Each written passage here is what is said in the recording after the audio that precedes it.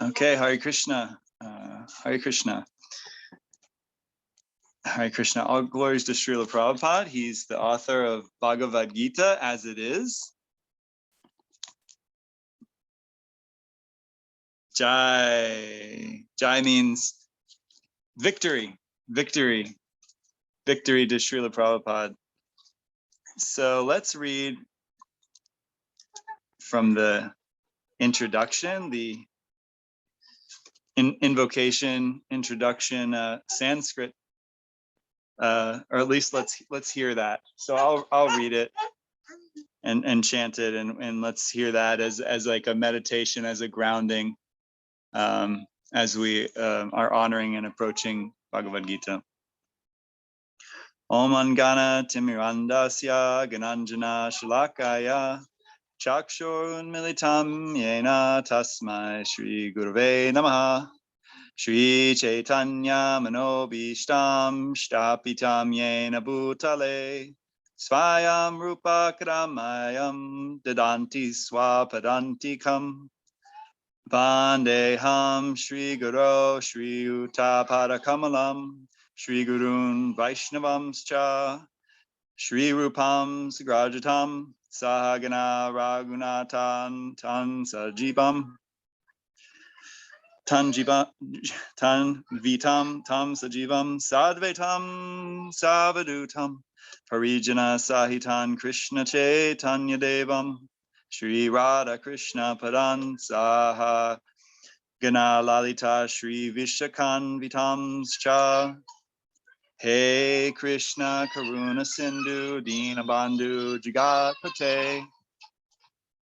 Gopesha Gopika Kanta Radha Kanta Namostute Tapta Kanchana Gorangi Radhe Vrindavareshvare Rishabhanustute Devi Pranamami Hari Priye Panchakampa Shayubhascha Kripa Sindhu Bhyevacha Patitanam Bhavamebhyo Vaishnavebhyo Namo Namaha Jai Shri Krishna Chaitanya Prabhu Nityananda Shri Advaita Gadadhara Shri Vasari Gaura Bhakta Vrinda Hare Krishna Krishna Krishna Hare Hare Hare Rama, Rama Rama, Hare Hare.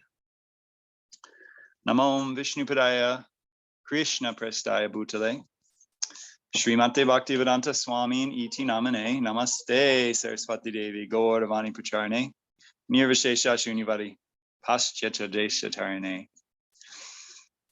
Conscious here, but she doesn't want to be on camera. There she is. Okay, so, and welcome Kelly, Bhaktin Kelly in Atlanta. And yeah, we have some kids' noise in the background, but we won't let that distract us. We want them to hear Bhagavad Gita. So this is nice. And okay, well, I like to be right. I get to be right. I was expecting an all-female attendance today. So with the exception of myself in the illusion of a male body, in the illusion that I'm a man, I'm going to switch things up a bit.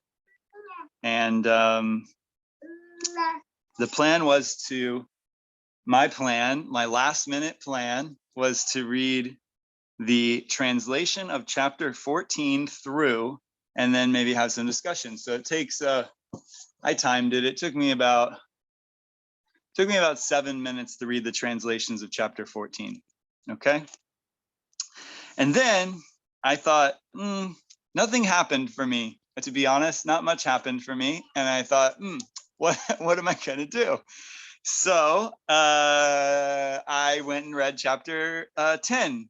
The translations of chapter 10, and something happened for me. So I thought, oh, I guess that's where I'm gonna go. Last minute. So I had one particular verse that something happened for me. It caught my attention in chapter 10. And chapter 10 is titled The Opulence of the Absolute.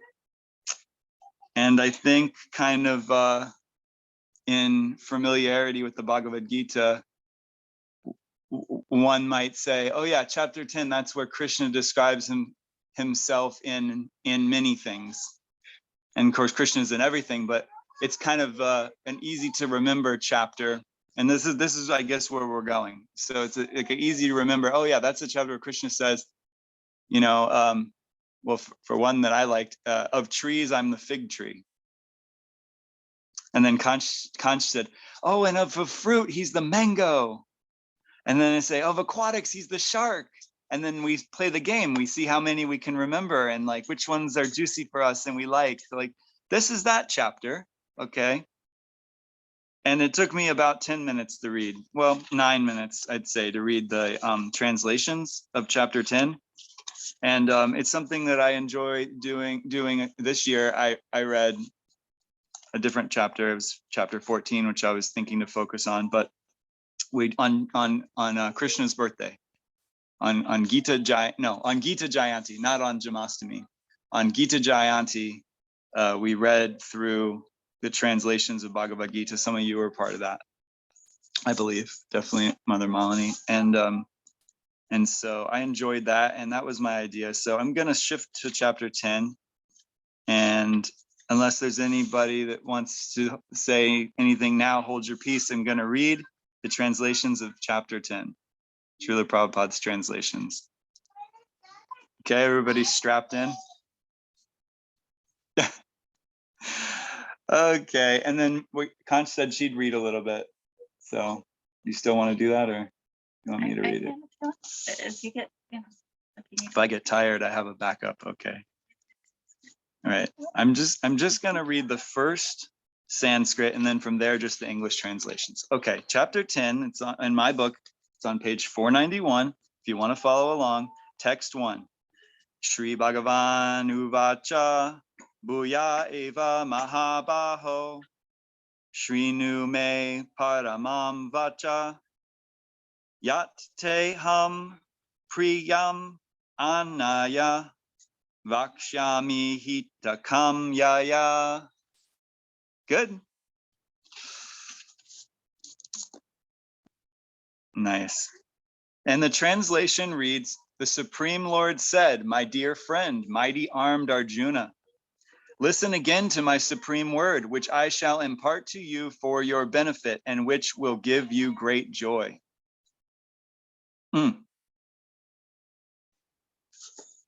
Text 2, and I'm just going to read from here. Neither the hosts of demigods nor the great sages know my origin, for in every respect I am the source of the demigods and sages. He who knows me as the unborn, as the beginningless, as the supreme Lord of all worlds, he undiluted among men is free from all sins.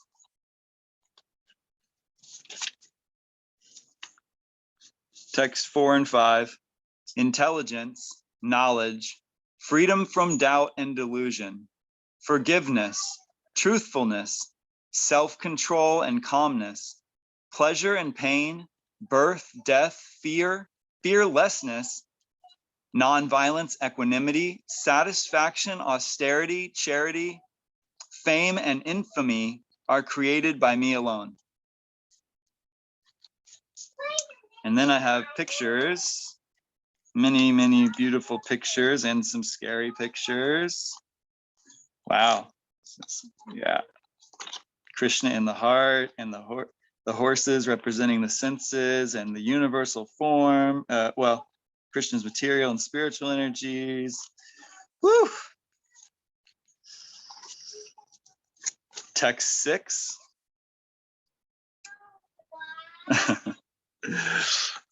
The 7 great sages, and before them the 4 other great sages, and the Manus, progenitors of mankind, are born out of my mind and all creatures in these planets descend from them. He who knows in truth this glory and power of mine energies in unalloyed devotional service. Of this there is no doubt. You say engages. Yes, I messed something up. I'm going to read it again. He who knows in truth this glory and power of mine engages in unalloyed devotional service. Of this there is no doubt. I am the source of all spiritual and material worlds. Everything emanates from me. The wise who know this perfectly engage in my devotional service and worship me with all their hearts. The thoughts of my pure devotees dwell in me. Their lives are surrendered to me, and they derive great satisfaction and bliss enlightening one another and conversing about me. To those who are constantly devoted in worship and worship me with love, I give the understanding by which they can come to me. Out of compassion for them, I dwell in their hearts, destroy with the shining lamp of knowledge the darkness born of ignorance. Text 12 and 13. Arjuna said, you are the supreme Brahman, the ultimate, the supreme abode and purifier, the absolute truth and the eternal divine person. You are the primal God, transcendental and original, and you are the unborn and all-pervading beauty. All the great sages such as Narada, Asita, Devala, and Vyasa proclaim this of you, and now you yourself are declaring it to me. O Krishna, I totally accept as truth all that you have told me. Neither the gods nor demons, O Lord, know thy personality. Indeed, you alone yourself by your own potencies, O origin of all, Lord of all beings, God of gods, O supreme person, Lord of the universe.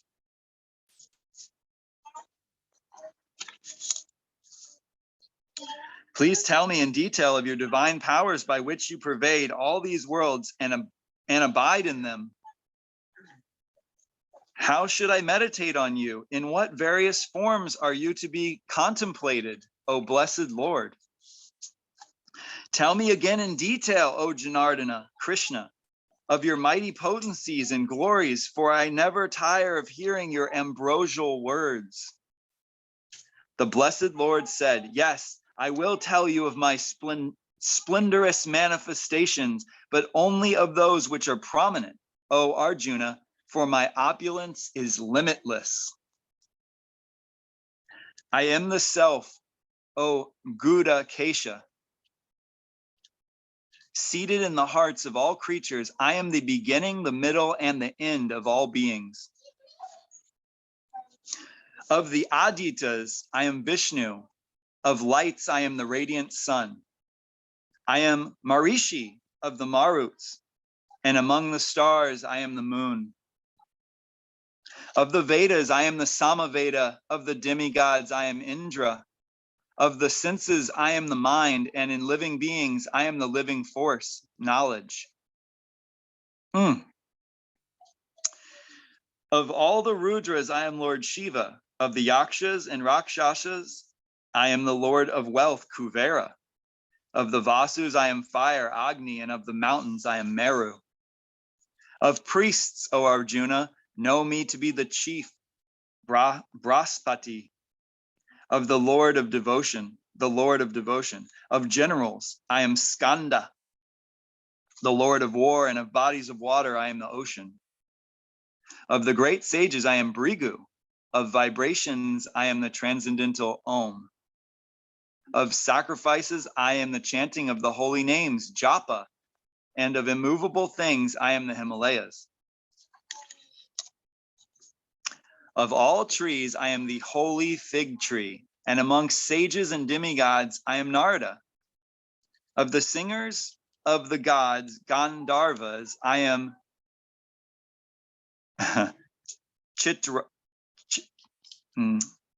Citraratha. Chitraratha. I'm going to say that that way, I guess. And among perfected beings, I am the sage Kapila. Of horses, know me as Akai Srava. Ukai Srava. Sorry, Ukai Srava, I butchered your name. When you have a C, it's a ch sound, like cheta or chi. Uchai Srava. Yeah, perfect. Hare Krishna. Of okay. Who rose out of the ocean, born of the elixir of immortality? Wow. Of lordly elephants, I am Airavata, and among men, I am the monarch. Of weapons, I am the thunderbolt. Among cows, I am Sarabi, givers of abundant milk. Of procreators, I am Kandarpa, the god of love, and of serpents, I am Vasuki, the chief. Of the celestial Naga snakes, I am Ananta. Of the aquatic deities, I am Varuna.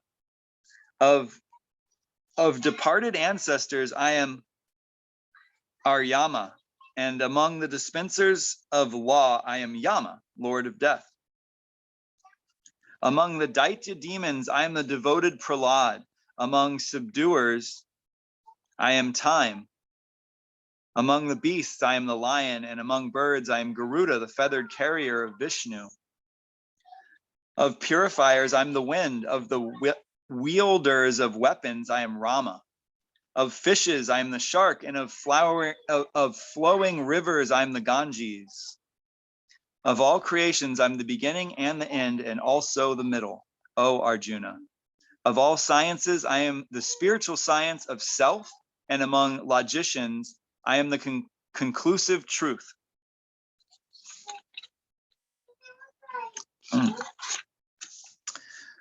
Of letters, I am the letter A, and among compounds, I am the dual word. I am also inexhaustible time, and of creators, I am Brahma, whose manifold faces turn everywhere. I am all devouring death, and I am the generator of all things yet to be. Among women, I am fame, fortune, speech, memory, intelligence, faithfulness, and patience. Of hymns, I am the Brat Sama, sung to Lord Indra, and of poetry, I am the Gayatri verse, sung daily by Brahmanas. Of months, I am November and December. And of seasons, I am flower-bearing spring. I am also the gambling of cheats, and of the splendid, I am the splendor. I am victory, I am adventure, and I am the strength of the strong. Of the descendants of Vrishni, I am Vasudeva, and of the Pandavas, I am Arjuna. Of the sages, I am Vyasa, and among great thinkers, I am Usana. Among punishments, I am the rod of chastisement, and of those who seek victory, I am mortality. Of secret things, I am silence, and of the wise, I am wisdom. Furthermore, O Arjuna, I am the generating seed of all existence. There is no being, moving or unmoving, that can exist without me. O mighty conqueror of enemies, there is no end to my divine manifestations. What I have spoken to you is but a mere indication of my infinite opulences. Know that all beautiful, glorious, and mighty creations spring from but a spark of my splendor. But what need is there, Arjuna, for all this detailed knowledge? With a single fragment of myself, I pervade and support this entire universe. Thus ends the 10th chapter of the Srimad Bhagavad Gita in the matter of the opulence of the absolute.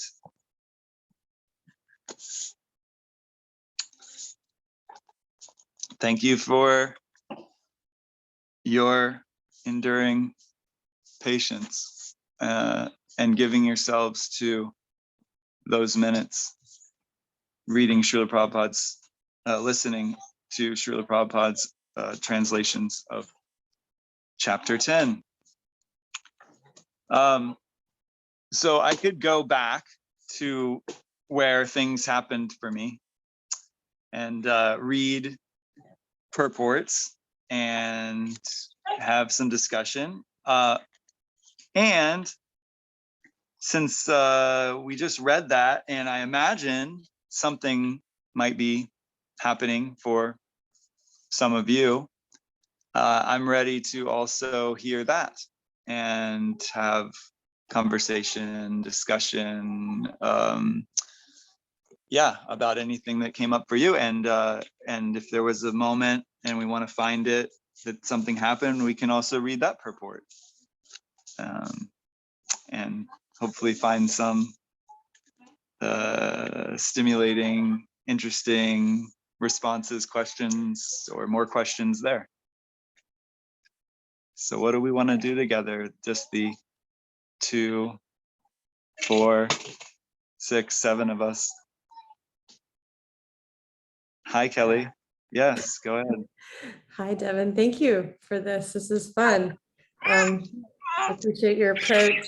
And I just, to share, I found a lot of curiosity while reading this. There were so many things of the this, I am that. And I'm like, what is that? And what is that? And who is that? And who is that? And what is that? And I felt like I was missing out on how wonderful he is, because so many of the things he mentioned or people he mentioned that I didn't know.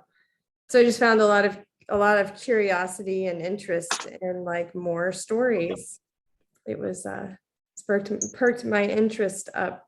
And yeah, I feel like too that I could sit with each one and like imagine that and connect with each one. There was just a lot. So I enjoyed this. And I find a lot of curiosity coming up. And that's all.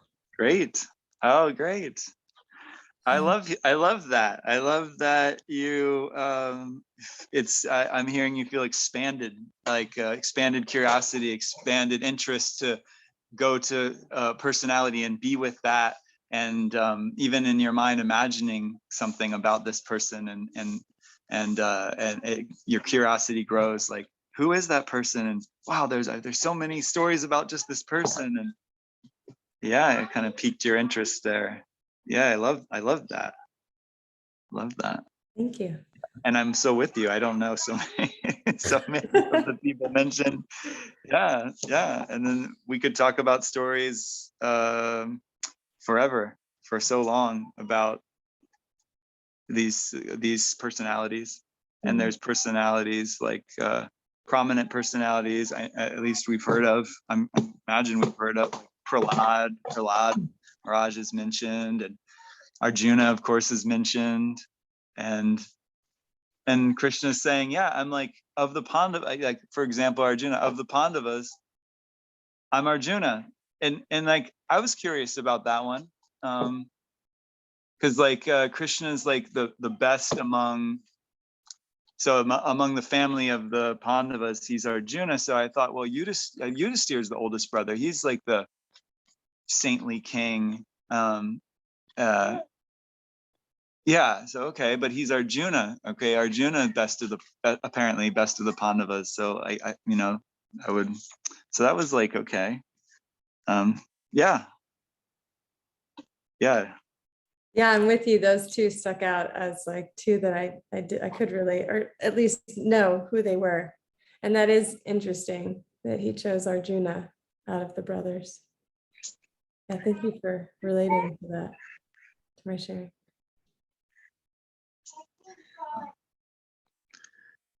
Conch wants to share? Yeah. Hi. I don't know. For me, that just, I know Arjuna is like his best friend. What? what was the horse's name? The horse, yeah. Utrayo or something. Yeah. I want him. But anyway, I'm glad that Devon picked this chapter, glorifying or pointing out some of Krishna's opulences, especially because tomorrow's Lord Chaitanya's appearance day. And so, to soften our hearts to Krishna. And today is, his birthday. And yeah, I'm glad that we get to be here and celebrate it with you guys. Kanai Chaitanya's one. So. Happy birthday, Kanai Chaitanya. Thank you. Oh yeah. So okay. So I was asked if I could like kind of moderate or facilitate some Bhagavad Gita class discussion, and I said, yeah, because I've been thinking this week how to memorialize, I guess, make memorable Kanai's first birthday, because he won't remember his first birthday probably, and like, so whatever we could do, like spend so much money and go somewhere or something, he wouldn't remember. So I was kind of like, we don't need to do anything. But then I thought, but we'll remember and we can tell him story. And so it's not so often, it's not every day that Kanch and I give, like, so that we're here doing a Bhagavad Gita class, not every day. So yeah, to give a chance, we'll remember. I feel like, yeah, it's nice, like auspicious way to say, yeah, we did Bhagavad Gita class on Kanai's first birthday. That's perfect. So happy to be here with you all. You can even go deeper with Kanai when he goes up and say, we were speaking about the opulence of Krishna. And yes. then you can play the games that you were playing earlier, like of the aquatic, of the mountains, of the immovable I am, and then play the game with him.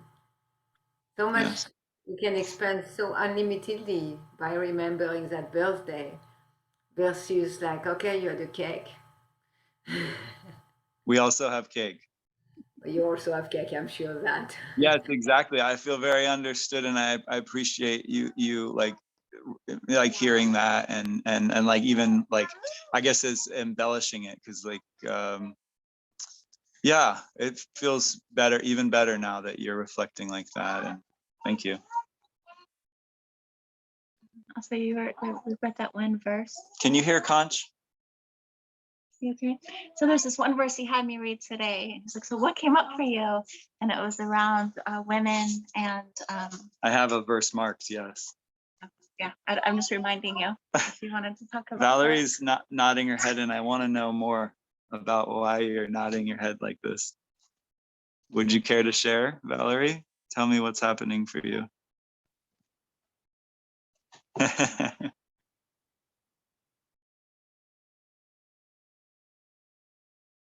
Oops, I don't know how to use Zoom, sorry. Her saying women like reminded me of the one part of, well, that whole chapter is just so beautiful. And it reminds me that like perception is everything, because people can twist things all they want to. Like that verse about women, I probably would have like experienced as controlling and domineering and a little excessive, like, ugh, calm down, man. Like I'm still separate from you, but we're all such like duality. And he gives us like this great explanation of his bigness and puts it into like words we can understand. And all of those traits are good things, like from God. So it just, I don't know, it clicked. And her Kanch saying women reminded me of that. So I liked it. Felt good. I'll pause. Perfect. Perfect. Of I am all devouring death, and I am the generator of all things yet to be. Among women, I am fame, fortune, speech, memory, intelligence, faithfulness, and patience. And that's the verse that got probably my most attention also in the chapter. And I'd like to read the purport. Thank you. Srila Prabhupada's purport to chapter 10, text 34. In my book, it's on page 531.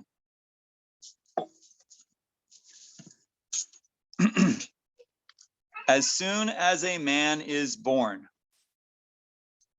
he dies at every moment. Thus, death is devouring every living entity at every moment. But the last stroke is called death itself. That death is Krishna. All species of life undergo 6 basic changes. They're born, they grow, they remain for some time, they reproduce, they dwindle, and finally vanish. Of these changes, the first is deliverance from the womb, and that is Krishna.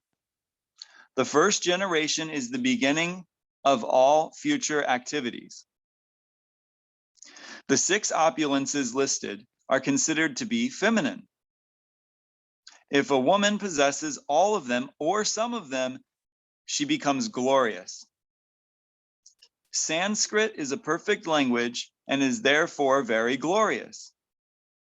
After studying, if one can remember the subject matter, he is gifted with good memory or smriti. One need not read many books on different subjects. The ability to remember a few and quote them when necessary is another opulence.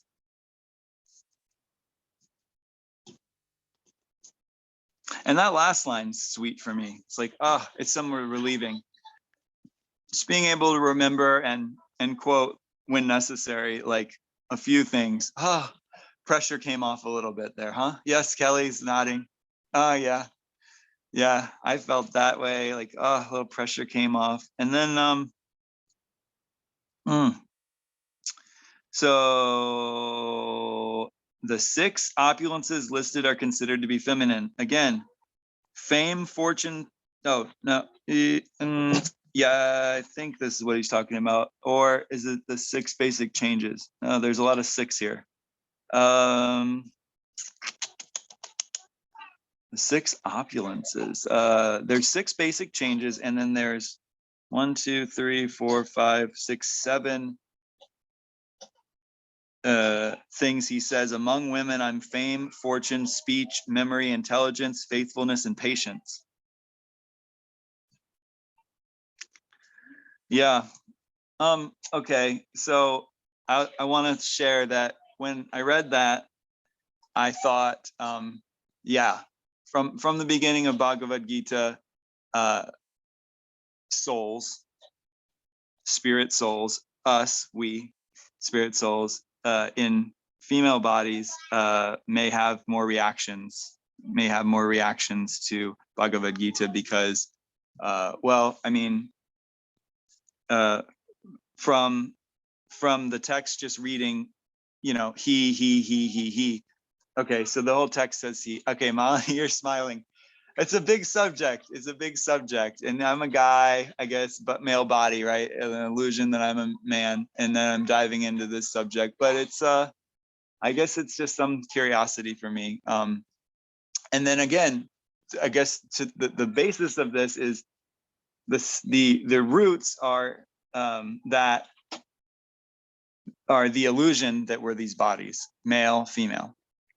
And at the root is that as a spirit soul, Krishna is the only male. And then as spirit souls, we are all female energetically.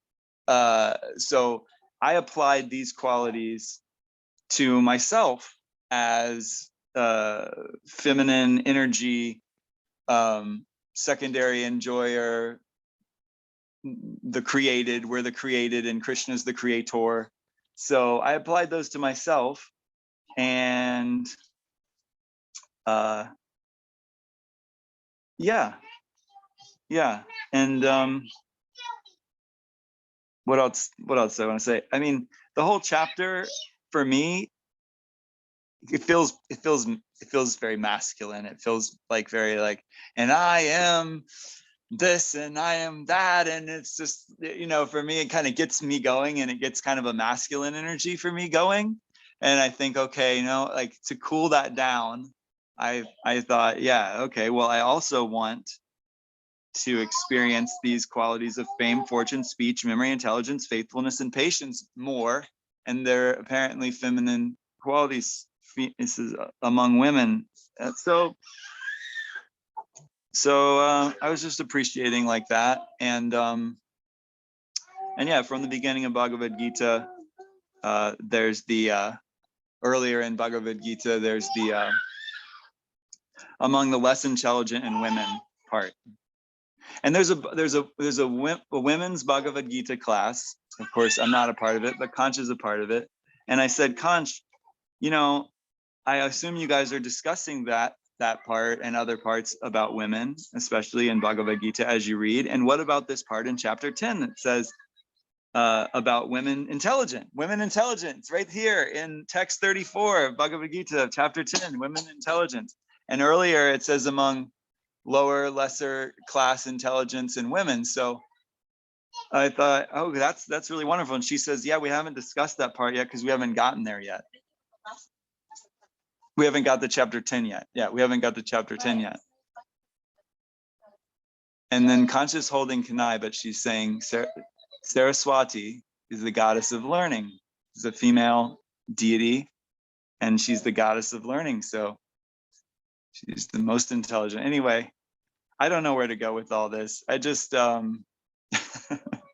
said in the beginning, I was expecting a female audience. And here we are, here you are, female bodies. And yeah, Conch said that. She reminded me about Saraswati, and I go, yeah, wow, that's really like a powerful one to throw in there, isn't it? Because she's the goddess of learning. Yeah. Where do we want to go now? I don't know. I wanted to say on the intelligence side of things with women versus men, apparently.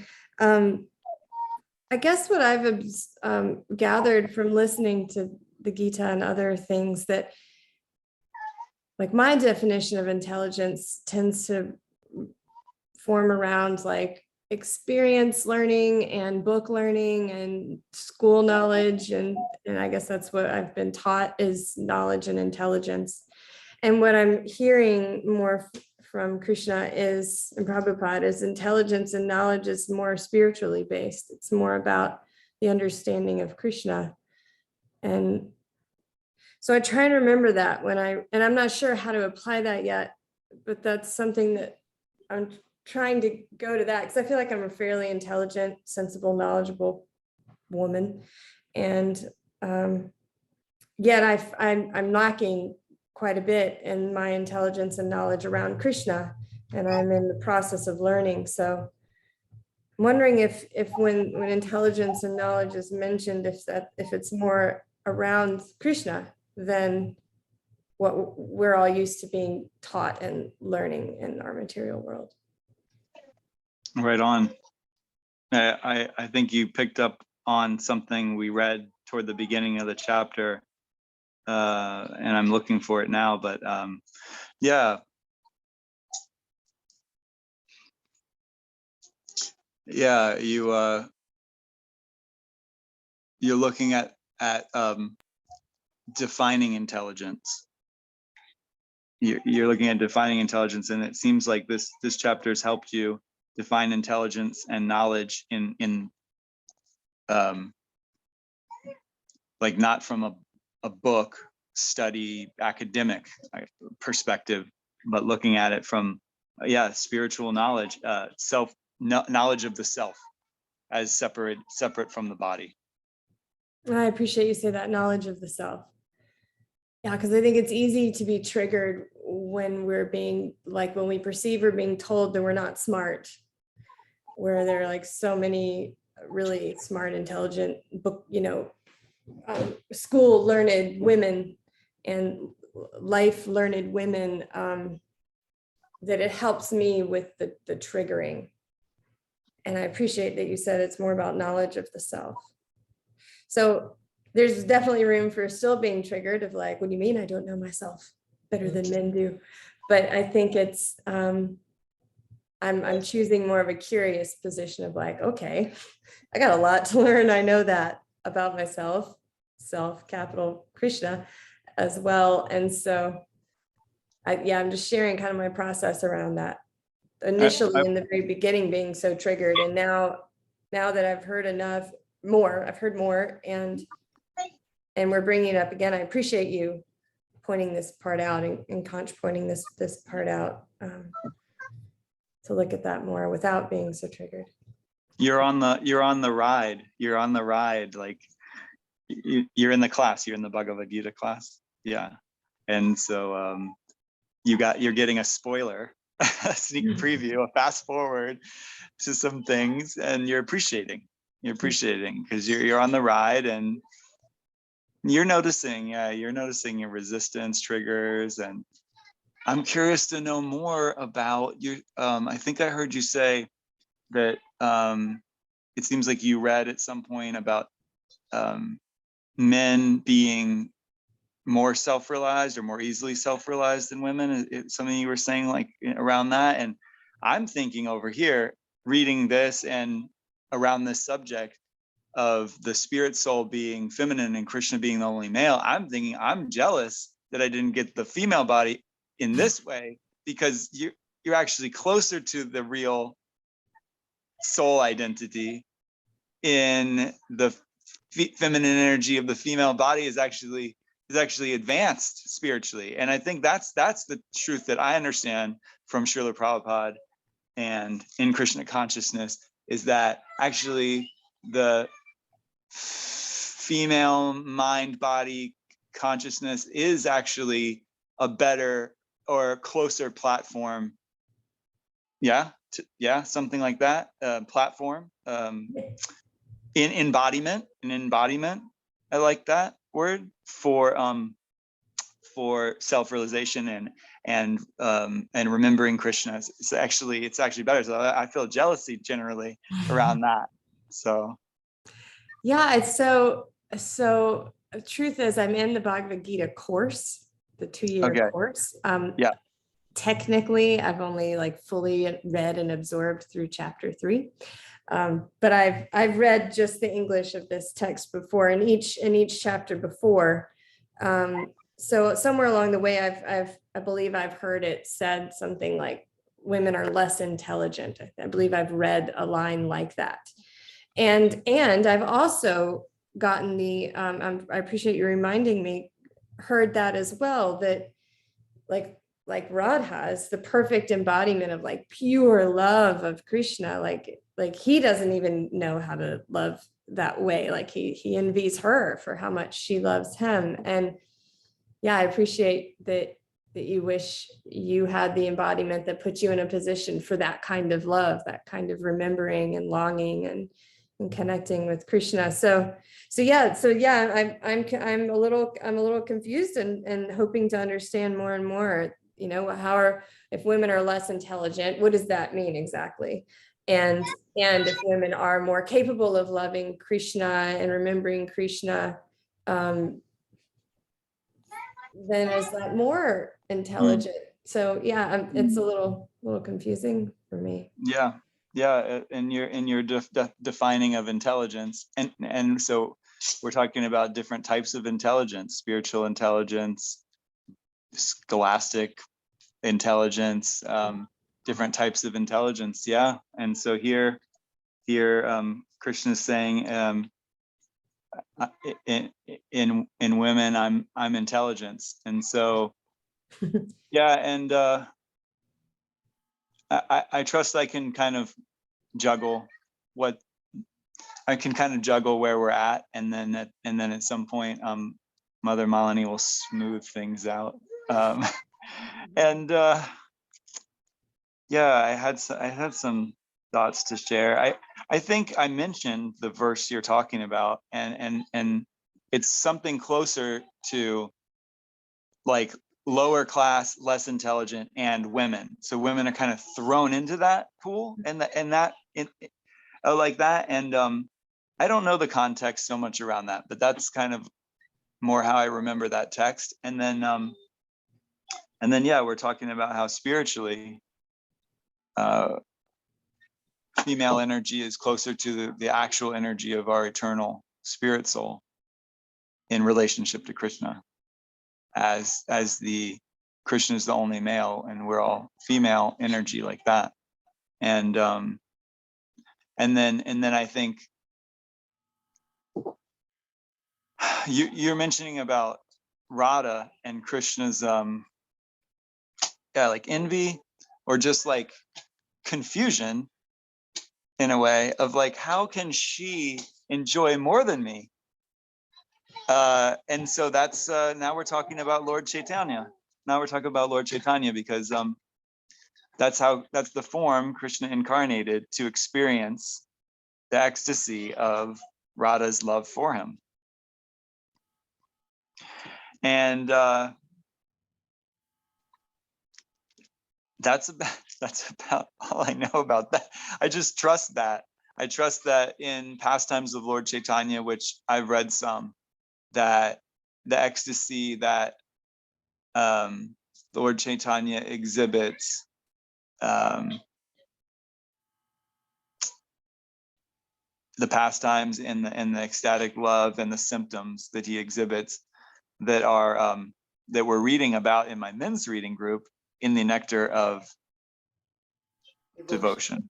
In the nectar of devotion, we're reading about these symptoms of ecstatic love for Krishna and symptoms of everything, and the difference between the material symptoms and the spiritual symptoms. And it's quite completely transcendental, mind-blowing, rich, and yeah, far out. So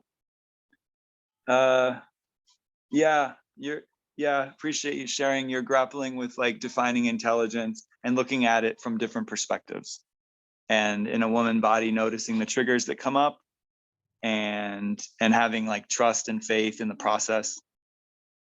And it seems like also working with a good foundation of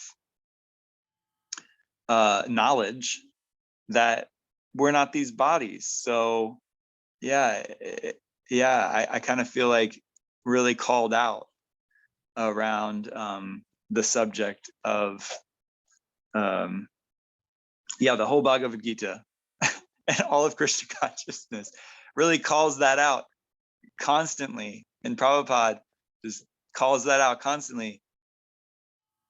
Why is he saying we're not these bodies again? But I'm constantly in illusion again and again, moment to moment, that I am this body, based on results, based on experiences, emotions. And once we are there's equanimity in emotion. So then this is something I read today in chapter 14, when we become basically like neutral, because chapter 14, which I read earlier, I mentioned, is the three modes of nature. So coming to sattva, coming to neutrality and equanimity, then we're living in transcendence. We're no longer living identified with the body. Then we're experiencing we're experiencing transcendence now. We're experiencing and then it's perfected. That transcendence is perfected in our relationship with Krishna. So kind of like two parts to the recipe there. Yeah, like sattva alone isn't perfection without the relationship and connection with Krishna.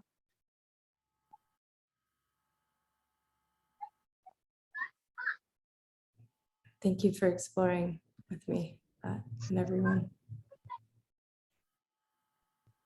Yes, seeking sattva.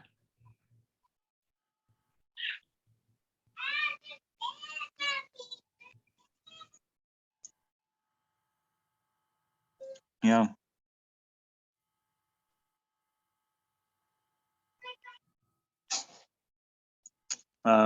If someone else wants to share, or we can read other purports from chapter 10.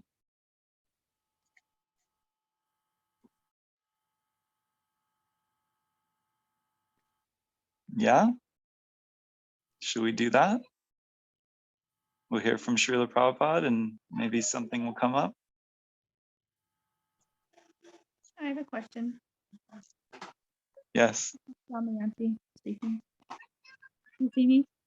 Yes, now I can see I had to move over. Yes. Hi, Casey, Anasuya, Damayanti. I hadn't seen any of you yet. We're here. Hare Krishna. Thanks for the class, Devon. It was fun. At the end, I think I heard Krishna say something like, "But what is the use of all this knowledge?" Is that what he said? Yeah. Good. Let's go there. Let's just go there and we'll get it right. Maybe. But what need is there, Arjuna, for all this detailed knowledge? Mm. With a single fragment of myself, I pervade and support this entire universe. What verse is that? It's going to be text 42, Thank you. chapter 10, text 42, page 537 in this edition. I'm curious what Krishna means by that. I don't exactly. It's amazing, like a beautiful verse, and it is mind blowing. But I wonder what is the use of the detailed knowledge? Like sharing. Let me try to work it out. He's sharing. This is, these are my qualities. This is who I am. But in the end, the knowledge doesn't. I don't understand why it doesn't really matter. I don't understand. Anyway, if anyone would like to share. Yeah, anyone's welcome to share. And you're wondering, yeah, but what need is there, Arjuna, for all this detailed knowledge? And then with a single fragment of myself, I pervade and support this entire universe. Yeah, and you're just like curious, what, yeah. Is there a purport? Yes, there's a purport. Can I read the purport? Let's have the purport read and recorded in this class. That sounds good. Purport to text 42, chapter 10. The Supreme Lord is represented throughout the entire material universes by his entering into all things as the super soul.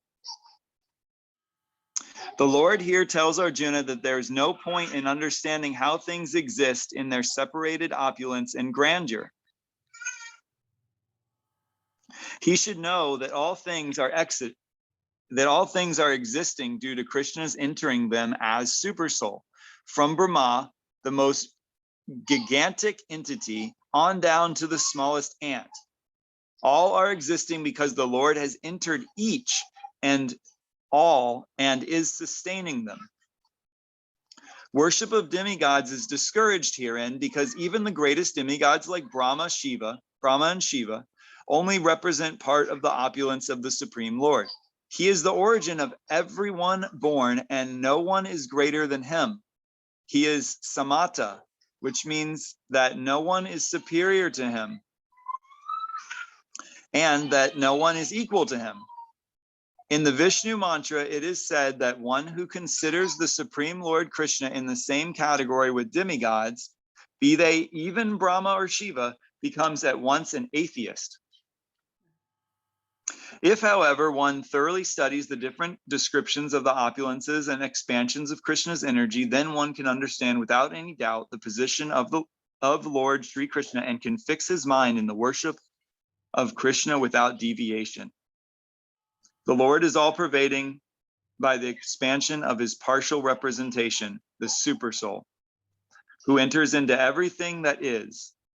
Pure devotees, therefore, concentrate their minds in Krishna consciousness in full devotional service. Therefore, they are always situated in the transcendental position.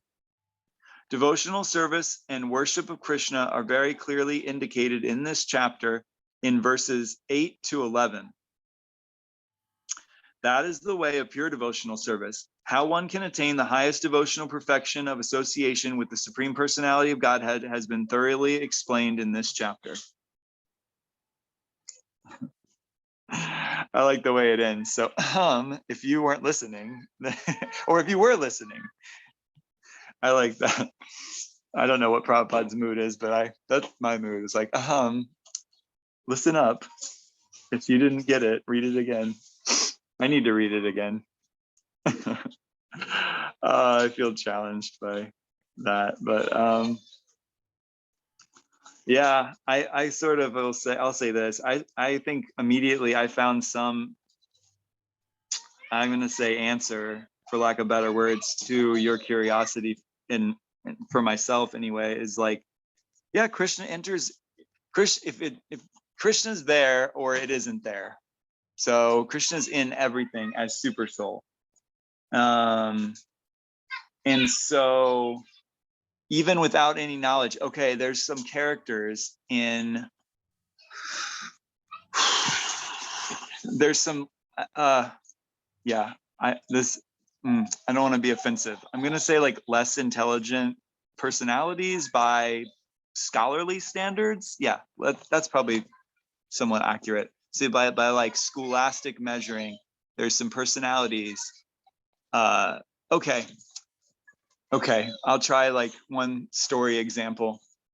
So there's like the shoemaker, I think shoemaker, and there's a conversation between him and someone, and or basically the shoemaker, he's in like, he's in, is it the shoemaker or the butcher? Doesn't matter. A shoemaker, a butcher, somebody like a working class normal guy kind of thing. And he could be, and in this story he is, like in ecstasy hearing about any pastime of Krishna. Like and not only is he in ecstasy hearing about any pastime of Krishna, again, like scholastically, not like college educated type of person we're talking about here, like is in ecstasy. And the story was Krishna, what was Krishna doing in the story? Oh, Krishna was threading the elephant through the eye of the needle. So I'm like all over the place, but that's like one story. And then the butcher or the shoemaker, whoever it was like, oh wow, that's amazing, that's unbelievable. I mean, but I mean, it's like, tell me more. Like, that's no doubt that Krishna is threading the elephant through the eye of the needle, basically, no doubt, just full faith, and once more just in ecstasy.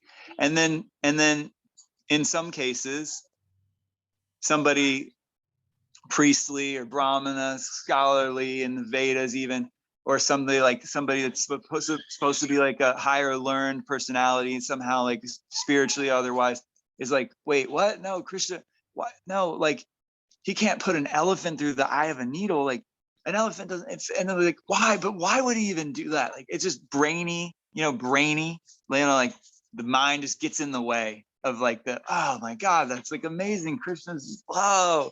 It's like all that intelligence, or yeah, like mind intelligence, not like spiritual knowledge, but like mind intelligence, it's in the way.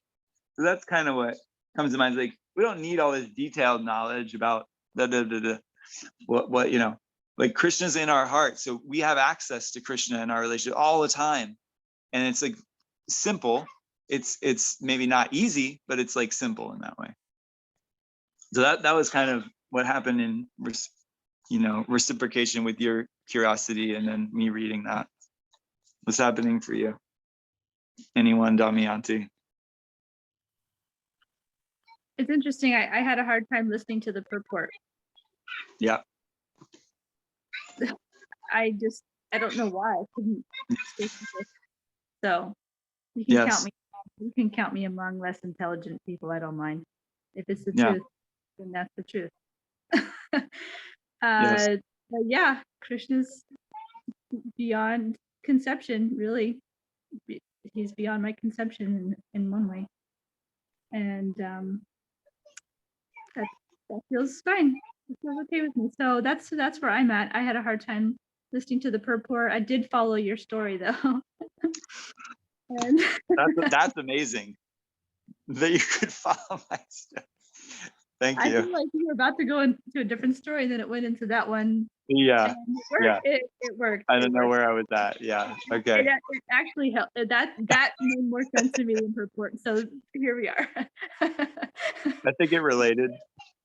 Yeah. To your curiosity. Yeah. Thanks. The way I understand that part, the way I've always understood that part is at the beginning of the chapter, Krishna said, I'm going to show a little bit. I'm going to show some of my opulence. It's not all his opulence, it's some. I'm going to show some of my opulence. And then in text 40, he said, like, this is really small, this is tiny. So if we imagine a man, like a very wealthy man, a man who have like palaces and, you know, like airplanes and boats and all that, and he takes you to his house and he just show you, okay, here is my furniture and here is the jewelry of my wife, and here, you know, here is the floor of my house is marble and all that, but it's nothing. What's the use of telling you all that? Because really my wealth is so abundant that I cannot even describe it. It's too big for me to describe even the beginning of my wealth. So that's how I understand Krishna is saying that. What's the use of saying all that? Because even if Krishna was speaking for hours and hours and hours, he will never come to the end. In fact, he says just the material energy is just a spark of his splendor. And then he's describing some of the material energy, like he's giving a short list in 5 minutes of the material energy, which is just a spark of this splendor. So what's the use of describing that? You know, like it's so big that describing so little is not really useful. That's how I understand it. Like in verse 40, say, O mighty conqueror of enemies, I need my glasses. There is no end to my divine manifestation. What I have spoken to you is but a mere indication of my infinite opulence. Know that all beautiful, glorious, and mighty creation springs at a spark of my splendor. So know that everything, that nothing is separated from Krishna.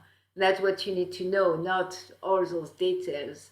Because some people, sometimes they only focus on those details and they don't see that everything else also is Krishna. Not simply, you know, the Mount Meru or the Himalaya or the shark, but the whales too. Yeah. That's all I wanted to share. Thanks for highlighting that from text 40 and right from the beginning of this chapter, toward the beginning of this chapter, Krishna says, yeah, I'm only going to share with you the prominent, some prominent, right? And then toward the end, he's sharing again, like, yeah, and I'm limitless. And then also again, yeah. So yeah, this is just the tip of the, probably not even the tip of the iceberg. Yeah. Not even. And so, yeah. And so, but because Arjuna wanted, right? Because Arjuna wanted. So this is back to the last class I gave. Really, it was like some focus on not even much greater personalities, such as the demigods, can know Krishna. Because knowing Krishna cannot be forced. Krishna can't be forced. But just like when Krishna shows some of the universal form, like a universal, right? Like you know, it scared Arjuna, and he was just like, please come back down, make yourself more relatable to me, you know. So Krishna is in a form that's relatable for us and for Arjuna, and also reciprocating with our desires as much as we are earning and creating trust and empathy and love in our relationship with Krishna. He reciprocates. So yeah, this highlights that, doesn't it?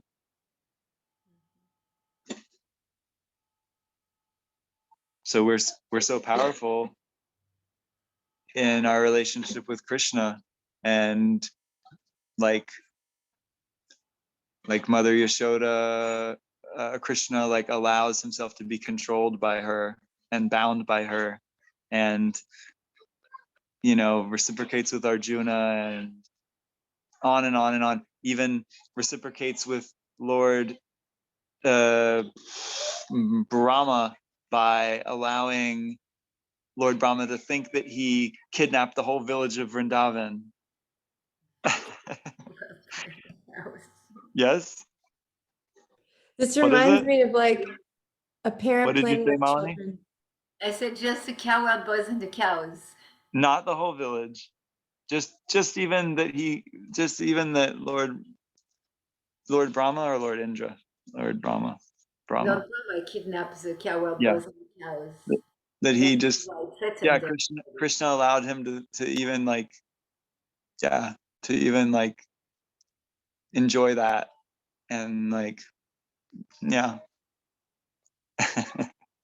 Like that. Kelly, you were saying? I just said it reminds me of a loving parent playing with children and pretending to be caught and captured, or pretending to play a game, or pretending whatever for the joy and pleasure of the child. Mm. That's the secondary enjoyer relationship. Yeah. And I think women, back to women, like they have a closer relationship to that, like naturally, like with like having a child and like, well, I'm getting that now, you know, as a father, as a parent, like just, it is so much more relishable. It's so much more enjoyable to see my kids enjoying than it is for me to enjoy directly. And it's so much more suffering when they're suffering than it is for me, you know, to suffer directly. But it highlights that, doesn't it? That, yeah, it's our nature to be secondary enjoyer. Yeah. Like to try to enjoy on our own is well, the metaphor, you know, we've heard. It's like the hand trying to enjoy the food. It's just obnoxious, isn't it?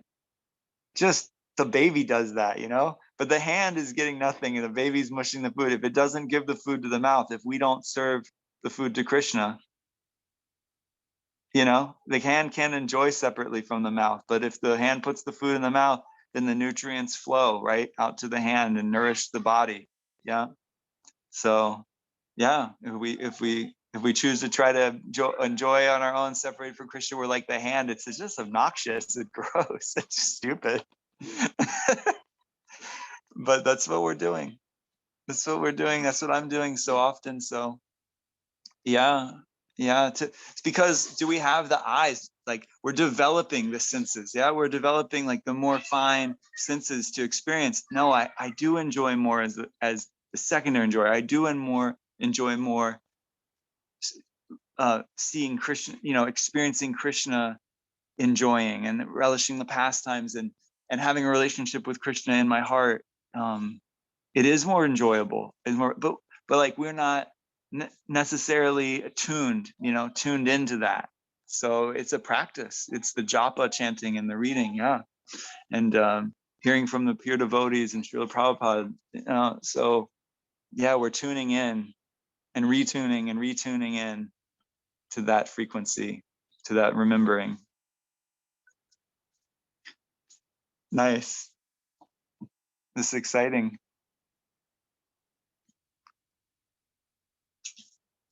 That's it. Somebody else, anybody else? I don't have necessarily more to say. Hi, see you, Anasuya.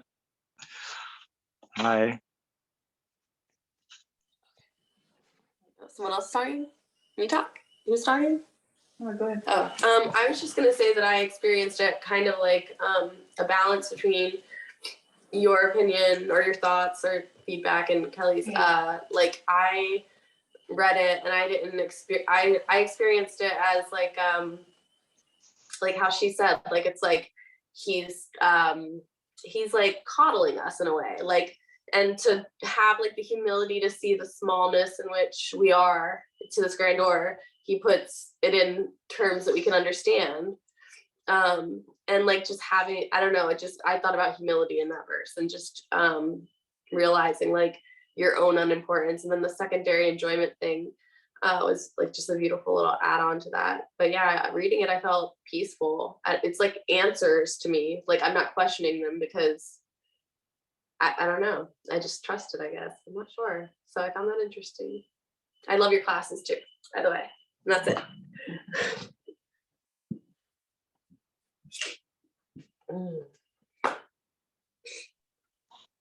There was a little bit of background noise during your sharing, and I muted myself. Oh, you're good. But I'm hearing you're experiencing some humbling.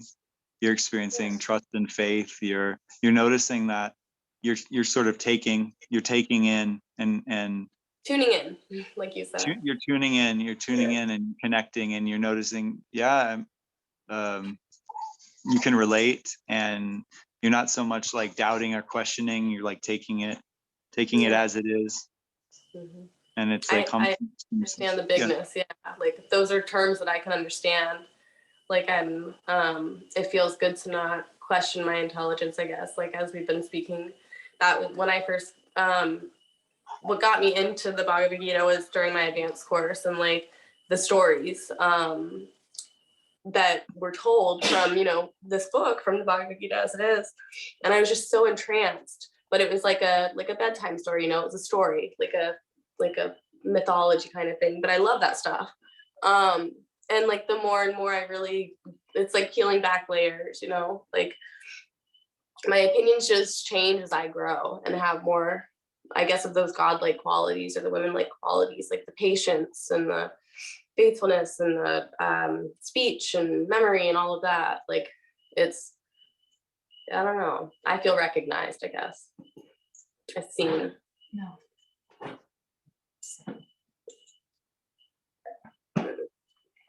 Yes, thank you. Yeah, you're relating and you're feeling seen, and feeling seen helps you to trust.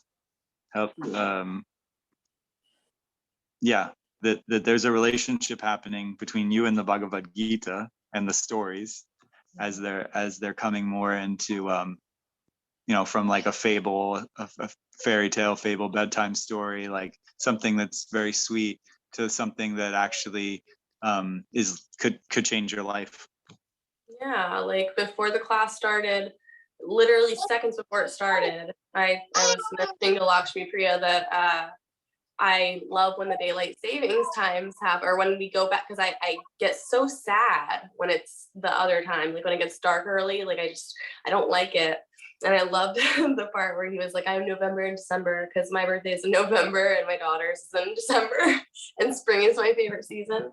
So like just connecting to that, and like it's like a little sliver of common ground, and like I said, feeling seen, I guess. Yeah.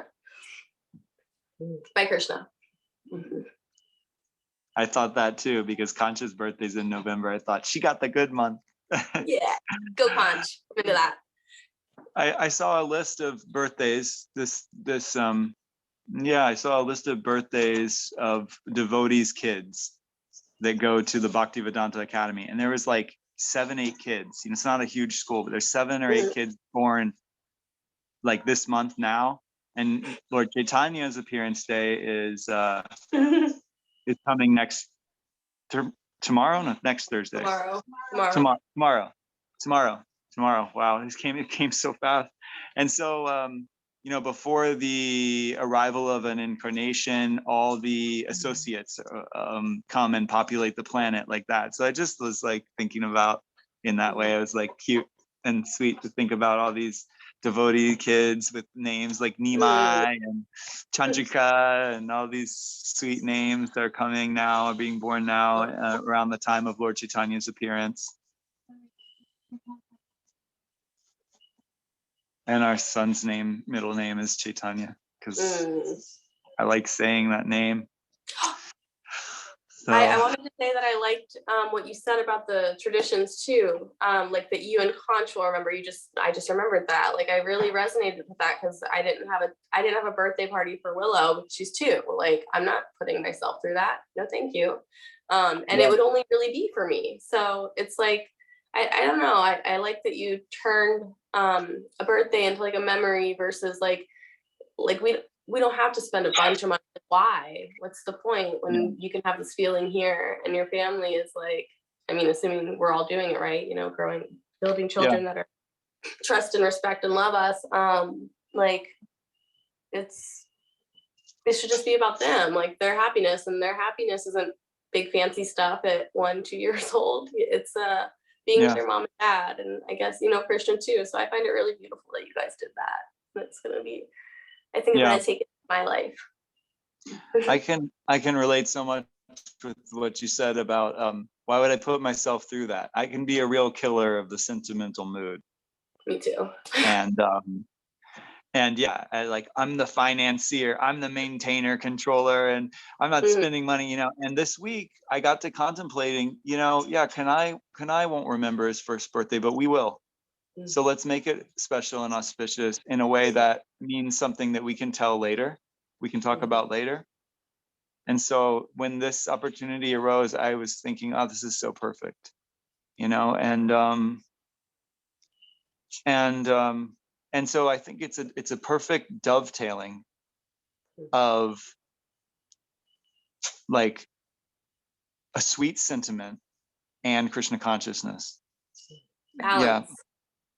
Yeah. The theme for my life. I find that with the masculinity and femininity as well. Like I had like such a harsh stance, and now I'm just seeing that both qualities are in, you know, everyone, like all the souls, but society or the people around us have kind of augmented our reality or augmented our knowledge, and or what's considered to be knowledge or intelligence. And yeah, it's like coming out of that, I don't want to say like programming, but just like I by nature have been very materialistic. Like I didn't have a great childhood, I didn't get birthday parties, so it's like let me project my stuff onto you, really, you know, like. So it's I find a lot of peace in parenting with Krishna, so I think that's why I'm connecting so much to it. Helps me be a better parent, better God lover too. I mean.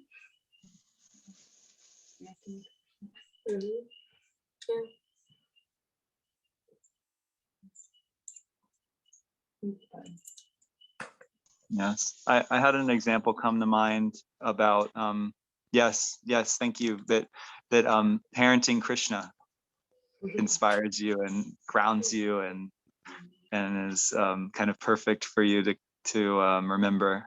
Yeah. And I wanted to share, we're coming toward the end here, and I wanted to share a couple kind of example thoughts that related to the secondary enjoyment, like we're talking about with Krishna allowing him to be parented, and Krishna reciprocating with Arjuna, and enjoying more, seeing Krishna enjoying, experiencing enjoyment through Krishna's enjoyment, like being a parent and seeing our kids enjoy. And I also thought, like, yeah, it's so obvious in our nature. Everywhere I look, I could sort of start to see that, like an example is I was thinking about like an ad that says like a free pet, a dog available, but then it says to a good home, right? So the consciousness there, right, is like, I'm gonna feel better knowing like someone else is gonna enjoy this animal, that this animal is going to a good home. But I don't want this animal, of course, to go to like a bad home. Free to a good home, like the consciousness there is like you know, I can enjoy knowing this pet's going to a good place. Or I'm gonna pick on Anasuya here a little bit because she mentioned me and her Mustang in her class, and so it only be unfair for me to mention her and her Mustang in my class. So if you weren't in her class, go listen to it, and then you'll know what I'm talking about. But I imagined that the Mustang going to a good home, I think it was sold on Valentine's Day, if I understood correctly. Yes? Yeah, and seeing somebody enjoy that Mustang and drive away is so romantic, isn't it? To get this convertible, cute Mustang, beautiful car on Valentine's Day as a gift, like so perfect, sweet synergy, because somebody didn't just come along and I buy this car, you know, like, okay, I wanted to sell the car. No, it's like, yeah, maybe there was still some attachment, but I imagine in that bittersweetness, it was so much more sweet knowing, oh, this person's really going to enjoy this car. You know, like even materially, like examples that show the consciousness of secondary enjoyment as like a as like experiential, yeah, that we can apply to our relationship with Krishna, our eternal relationship with Krishna. Yeah. I didn't pick on you too much, did I? Anasuya, Mother Anasuya. No, that's exactly right. I felt really connected to the person who wanted to embellish his wife with a beautiful new car that, yeah, it was a sweet story that he was sharing with me. So thank you.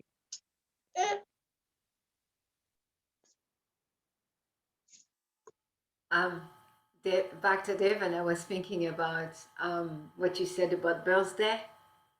And I was thinking, yeah, because for Krishna's first birthday, Nanda Maharaj, he just gave 10,000 cows in charities. He didn't have a birthday party or, like little party hat and balloons and all that. That's just no. But he gave 10,000 cows in charity to the Brahmins. So you don't have 10,000 cows in charity to give to the Brahman, but what you have is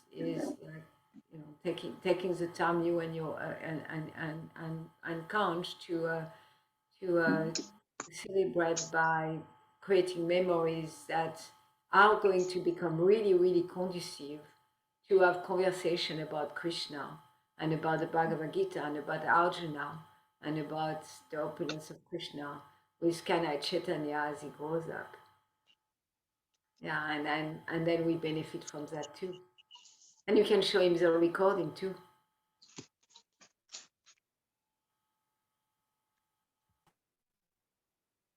Yes.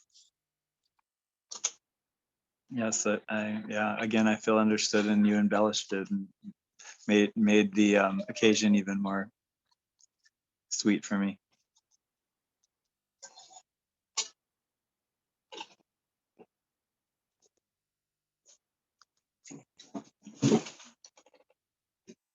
I had to step away a couple of times. We had an explosive diaper over here. But it's kind of, I think, kind of along the same lines. What you guys were talking about was, sorry, my daughter just handed me something. I just wanted to share that I've had a realization, not that I'm finished having to learn this lesson, I'm sure, but I've had a realization this week on as far as enjoying a lot of my suffering, like I want this like romantic thing. It's like it's myself. What is it called? My God project. And so if I don't put God in the center, I've just I've realized a lot that it's causing me a lot of suffering. And when I am endeavoring to put Krishna in the center more, the family life is a lot more enjoyable. I don't know. That's all I wanted to share. Thank you for your sharing, He Kanj. he called away. Trying to grab him. Thank you, Kanj, for sharing your realization. And that's true for us, for every one of us. As long as we want to enjoy, we suffer somehow. That's how it works. And the more we plan the more plan we have for enjoyment, the more projection we have for romantic or sentimental, whatever, the more we get only, mostly frustration. Like the second enjoyer, the second enjoyer, it's a lot easier. Thank you for sharing. Yes. If you want to dive more into to listen to Molly's class on suffering in women, isn't it titled something like this? It's a must class, right? On YouTube, on the channel. It's yeah, the title is something like this. Anyway, it's one that I've listened to several times, and so it's just a good like segue from here. like transition. Go to that class. Enjoyment, sufferings. On the summer. Suffering the enjoyment, or something like this. It's like the title of this class. Mm-hmm.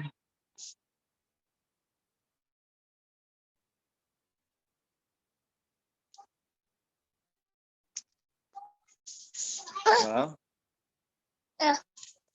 that's it. It's simple, isn't it? Chant Hare Krishna and be happy. Okay. Okay. Okay. Okay. Hare Krishna. Chaitanya. Thank you for the class. Without you, we will not have had the class today on the opulence of Shri Krishna. So thank you very much. We appreciate you, Chaitanya. Jai. Hare Krishna. Thank you, Devon. Yay.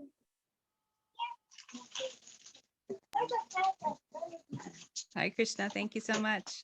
Lakshmi Priya is telling me to say Hare Krishna, and I was like, I already said it like 4 times. Hare Krishna, happy birthday. Thank you, Devon. Thank you. Bhagavad Gita ki jai. Prabhupada ki jai.